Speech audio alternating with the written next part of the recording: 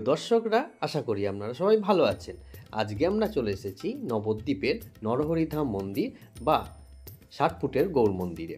Nabadwip station থেকে টোটো করে বা রিক্সা করে এখানে আসা যায়।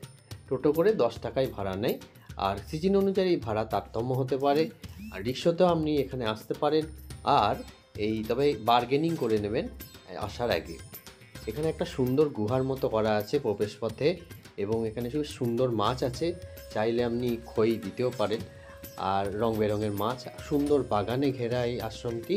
এবং এখানে ৬০ ফুটের গৌর মন্দির আছে, গৌর প্রতিমা আছে। তবে প্রথমেই আমরা সেটি দেখতে পারবো না, ইউ আকৃতি মন্দিরটা একবারে শেষে আমরা সেই প্রতিমা দর্শন করব। এখানে চৈতন্যদেবের জীবনের বিভিন্ন পর্যায় বাইরে এবং ভিতরে একটি মিউজিয়ামে সজ্জিত আছে। শ্রীকৃষ্ণ লীলা এবং চৈতন্য লীলা দুই এখানে আমরা দর্শন করতে পারবো। একটি রাধাকুণ্ড এবং কৃষ্ণকুণ্ড একটি রেপ্লিকা এখানে আছে, এবং খুব সুন্দর বিভিন্ন পাহাড়ি ফুল পাতাবাহার প্রভৃতি দিয়ে সাজানো। এখানে ভোগও গ্রহণ করা যায়, ৭০ টাকায় নিরামিষ ভোগ এখানে পাওয়া যায়, তবে আগে কুপন কাটতে হয়। এখানে ছবি তোলার জন্য খুবই সুন্দর স্থান, ছবি তোলার কোনো নিষেধাজ্ঞা নেই।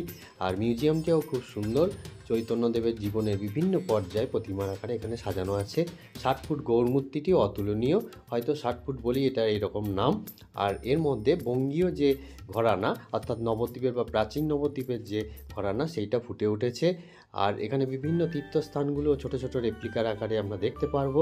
আপনারা এখানে আসতে পারেন, এবং এখান থেকে জল মন্দির এবং মায়াপুর সহজেই যাওয়া যায়। স্থানটির নাম প্রাচীন মায়াপুর। আপনারা এখানে আসুন এবং ভালো থাকবেন সবাই।